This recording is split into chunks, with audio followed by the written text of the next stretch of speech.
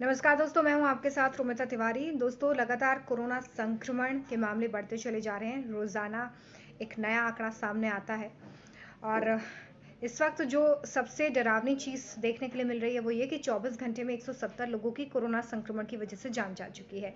महज 24 घंटे में 170 लोग अपनी जान गंवा चुके हैं कोरोना की वजह से। और पिछले हफ्ते से कोरोना से जान गंवाने वालों की जो संख्या है वो बढ़ी हुई है। औसतन 150 मौतें जो हैं वो रोज़ हो रही हैं। कल भी 146 मौतें कोरोना संक्रमण की वजह से हुई थी और आज 170। 13 मई तक देश में 2400 से ज़्यादा मौतें हुई थी, लेकिन 13 मई से अब तक अगर आज के आंकड़े की बात करें तो 4300 से ज़्यादा मौतें हो गई हैं। इससे आप अंदाज़ा लगा सकते हैं कि मरने वालों की जो संख्या है उसमें दिन ब दिन इजाफा हो रहा है। हालांकि दूसरी तरफ हम रिकवरी रेट को लेकर इस वक्त बहुत खुश होते दिखाई दे रहे हैं, क्योंकि बहुत मजबूती से ये बात कही जा रही है कि लगातार देश में रिकवरी रेट सुधर रहा है। बाकी देशों के मुकाबले हमारे यहाँ पर मृत्यु दर कम है, हमारे यहाँ पर रिकवरी रेट सुधरा है। लेकिन अगर देश में 170 मौतें सिर्फ 24 घंटे में हो गई हैं तो आपको ये सोचना होगा कि ये आंकड़े गंभीर हैं। आप इससे ये कहकर अपनी पीठ नहीं थपथपा सकते हैं कि रिकवरी रेट बहुत अच्छा है। अगर लोग कम मर रहे हैं, उसकी दर कम है, तो इसमें बहुत चिंता वाली बात नहीं है, ये बिल्कुल नहीं कहा जा सकता है। तो अभी तो पीक आना बाकी है, क्योंकि बहुत सारे लोगों की तरफ से दावा किया गया है। खुद एम्स के डायरेक्टर ने ये कहा था कि जून जुलाई में पीक आएगा। और अगर पीक आने से पहले मौतों का आंकड़ा इस तेज़ी से बढ़ रहा है तो आप ज़रा अंदाज़ा लगाइए कि जून और जुलाई तक कितने लोग अपनी जान गंवा चुके होंगे। ताज़ा आंकड़े ये बता रहे हैं कि 1.5 लाख के पार देश में संक्रमण के मामले हो गए हैं। पिछले 24 घंटे में 6,300 से ज़्यादा नए मामले सामने आए हैं। हालांकि 2 दिनों से जो नए मामले आने की दर है उसमें थोड़ी सी गिरावट ज़रूर दर्ज की जा रही है, लेकिन जो मरने वालों की संख्या है वो लगातार बढ़ती चली जा रही है। पिछले 2 हफ्ते में कोरोना संक्रमण के जो मामले हैं वो बहुत तेजी से बढ़े हैं। 2 गुना ज़्यादा रफ्तार से संक्रमण के मामले पिछले 2 हफ्ते में बढ़ गए हैं। 13 मई तक कोरोना संक्रमण के 74,000 से ज़्यादा मामले देश में आए थे, लेकिन आज की डेट में आप देखिए कि 1.5 लाख के पार ये आंकड़ा पहुंच गया है। 1.5 लाख से ज़्यादा संक्रमण के मामले भारत में इस वक्त हैं। ये मामले लगातार डरावने होते चले जा रहे हैं और चुनौती और चिंता दोनों पैदा कर रहे हैं। इसके अलावा बड़ी समस्या ये भी है कि अब राज्यों में बहुत बुरी तरीके से कोरोना संक्रमण लोगों को अपनी चपेट में ले रहा है। महाराष्ट्र इस वक्त सबसे ज़्यादा प्रभावित है, वहाँ पर 54,000 से ज़्यादा मामले हैं। वहाँ पर स्थिति बेहद गंभीर है। 24 घंटे में वहाँ पर 75 पुलिसकर्मी संक्रमित हो गए हैं। वो कोरोना वॉरियर्स जो इस वक्त फ्रंट लाइन में खड़े होकर संक्रमण से लोगों को बचाने के लिए मुस्तैदी से अपना काम कर रहे हैं, वो तक संक्रमित हैं। इसके अलावा तमिलनाडु की अगर बात करें तो वहाँ पर बुरी तरीके से इस वक्त कोरोना ने तबाही मचाई हुई है। वहाँ पर जो 17,000 से ज़्यादा मामले हैं कोरोना संक्रमण के वो सामने आ चुके हैं। उसके बाद गुजरात और दिल्ली में 14,000 के पार संक्रमित मरीजों का आंकड़ा है। राजस्थान में भी 7,000 से ज़्यादा मामले हैं। तो वहीं मध्य प्रदेश में भी इस वक्त कोरोना का ग्राफ बहुत तेज़ी से बढ़ रहा है। 7,000 से ज़्यादा मामले यहाँ पर भी सामने आ चुके हैं। लेकिन इस बीच देखिए, जब हम लॉकडाउन 4 में हैं तो बहुत सारा रिलैक्सेशन भी दे दिया गया है और बहुत सारे नियम कायदे कानून आपको बता दिए गए हैं। लेकिन इन नियम का, इन गाइडलाइंस का पालन किस तरीके से प्रशासन की तरफ से और सरकार की तरफ से हो रहा है, ये मैं ज़रा आपको बताती हूँ। देखिए, देश में घरेलू जो उड़ानें हैं वो चालू कर दी गई हैं। 2 महीने बाद 25 मई से जो है वो विमान शुरू कर दिए गए हैं और बड़ी संख्या में यात्री इसमें यात्रा करके अपने गृह ज़िले, अपने गृह राज्य पहुंच रहे हैं। लेकिन सबसे बड़ी लापरवाही यहाँ पर यह है कि आप एयरपोर्ट के बाहर तमाम तरह के एहतियात बरत रहे हैं। आपने ये बता दिया है कि सैनिटाइजेशन ज़रूरी है, आपके मोबाइल में आरोग्य सेतु ऐप होना ज़रूरी है, आप कम से कम सामान लेकर जाइए। आप यात्रा अगर कर रहे हैं तो उसके बाद आपको 14 दिनों का होम क्वारंटाइन करना होगा। ये तमाम गाइडलाइंस आपने बता दिए हैं, लेकिन आप एयरपोर्ट के बाहर इन तमाम गाइडलाइंस का पालन कर रहे हैं और विमान के अंदर लोग सटे बैठे हैं। ये किस तरह का कायदा कानून है, ये समझ से परे है। ये एक बड़ी लापरवाही है। हाल ही में देखिए, विमानों में संक्रमित यात्रियों के मिलने से हड़कंप मचा हुआ है। लोग डरे हुए हैं कि अगर वो कहीं हवाई यात्रा करते हैं तो वो संक्रमित ना हो जाए।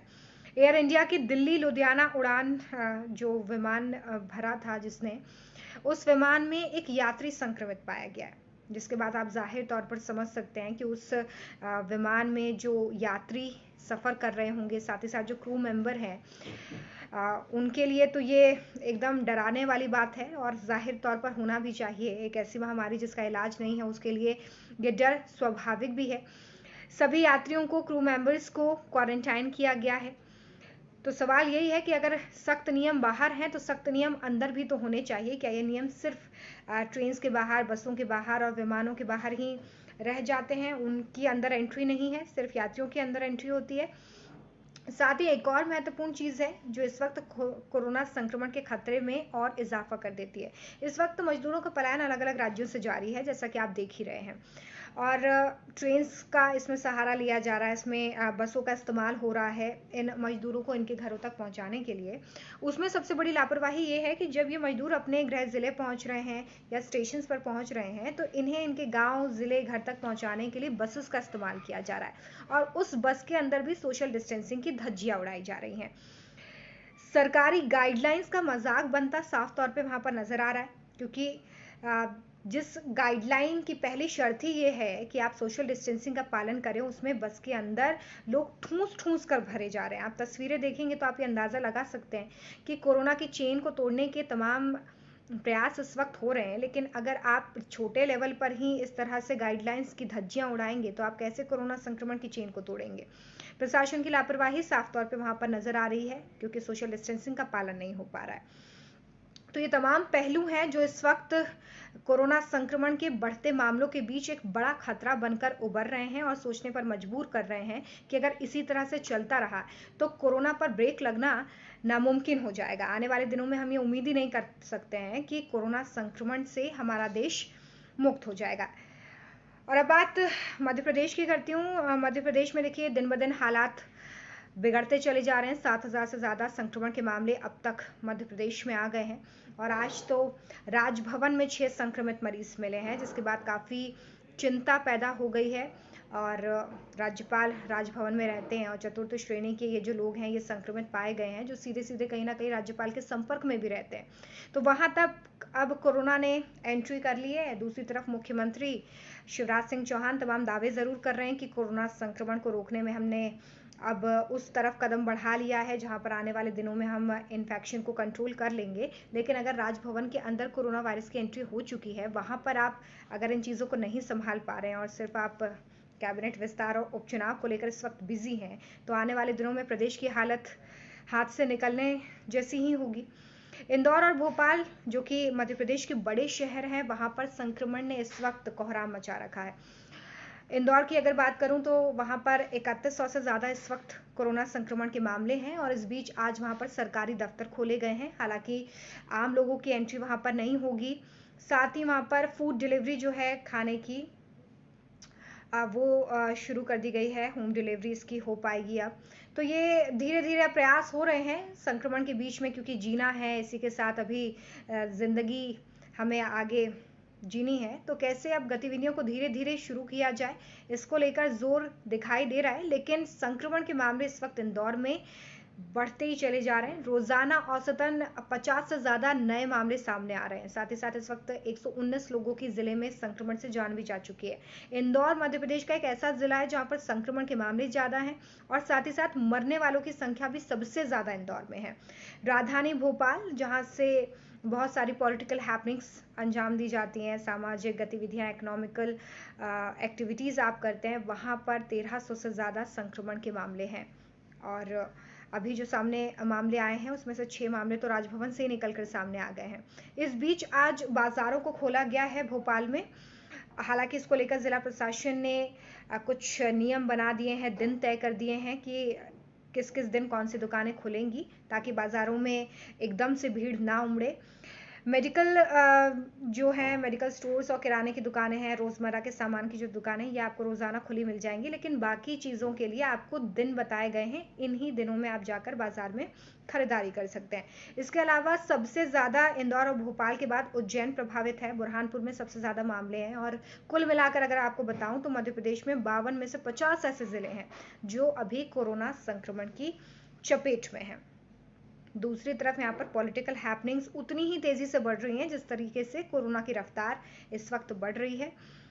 लगाम कैसे लगेगी ये अभी कुछ भी नहीं कहा जा सकता। इसके अलावा छत्तीसगढ़ की बात करूं अगर तो वहां पर 68 नए मामले 24 घंटे में सामने आ गए हैं। छत्तीसगढ़ में ये रिकॉर्ड तोड़ नए मरीजों की संख्या है जो अब तक सामने नहीं आई थी। छत्तीसगढ़ एक टाइम पे उस दिशा में बढ़ रहा था जहां पर वो कोरोना मुक्त हो जाता, लेकिन उसके बाद क्योंकि प्रवासी मजदूरों का आना शुरू हुआ, काफ़ी दूसरे राज्यों से जो स्टूडेंट्स हैं वो भी पहुंचे, यात्री भी पहुंचे, उसके बाद वहां पर संक्रमण के मामले एकदम से बढ़ गए हैं और इस वक्त 200 से ज़्यादा एक्टिव केसेस छत्तीसगढ़ में हैं। वहां पर भी इस वक्त तमाम एहतियात बरता जा रहा है ताकि संक्रमण को रोका जा सके। वीकेंड लॉकडाउन वहां पर किया जा रहा है, साथ ही वहां पर भी ऑड इवन फॉर्मूले के साथ और लेफ्ट राइट फॉर्मूले के साथ दुकानों को खोला जा रहा है। और खुद स्वास्थ्य मंत्री जो है वो कहते नजर आ रहे हैं कि अभी स्थिति कंट्रोल में है और आने वाले दिनों में हम और प्रभावी कदम उठाएंगे। जांच का दायरा वहां पर बढ़ाया गया है और साथ ही साथ इस वक्त जो सबसे ज़्यादा मामले सामने आए छत्तीसगढ़ में वो मुंगेली से आए, इसलिए वहां पर प्रशासन काफ़ी इस वक्त अलर्ट है ताकि कोरोना को कंट्रोल किया जा सके। और कोरोना संकट काल के बीच में ही छत्तीसगढ़ में एक बड़ी प्रशासनिक सर्जरी भी की गई है। वहां पर कई कलेक्टर्स बदल दिए गए हैं, जिला पंचायत सीईओ बदल दिए गए हैं, साथ ही जो प्रशासनिक अधिकारी हैं वो इधर से उधर किए गए हैं। तो कोरोना संकट काल में अब जहां पर स्थिति नियंत्रण में है वहां तो ठीक है, लेकिन जहां पर आउट ऑफ कंट्रोल हो रही है वहां पर एक प्रशासनिक फेरबदल करके भी कोरोना संक्रमण को रोकने की कोशिश की जा रही है।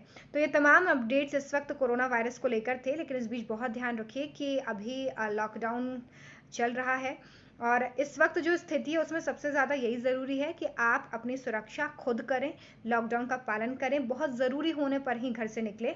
और एक और बात, जो भी भोपाल में रहते हैं उनके लिए मैं ये कहूँगी कि क्योंकि बाज़ारों को खोलने का फैसला लिया गया है और सुबह से आज हमने तस्वीरें भी दिखाई बंसल न्यूज़ पर कि लोग बाज़ारों की तरफ रुख कर रहे हैं सामान लेने के लिए, क्योंकि बहुत दिनों से वो वेट कर रहे थे। लेकिन इस बीच बाज़ारों में भीड़ मत लगाइएगा, मास्क लगाकर जाइए और सोशल डिस्टेंसिंग का पालन करिए क्योंकि ये बहुत ज़रूरी है। रियायतें आपको इसलिए दी जा रही हैं ताकि आप अपने रोज़मर्रा के कामों को कर सकें। आप जिन चीज़ों का इंतज़ार लंबे समय से कर रहे थे बंद होने की वजह से, वो आप तक पहुंच पाए। लेकिन इस बीच आपकी सावधानी ही सबसे बड़ी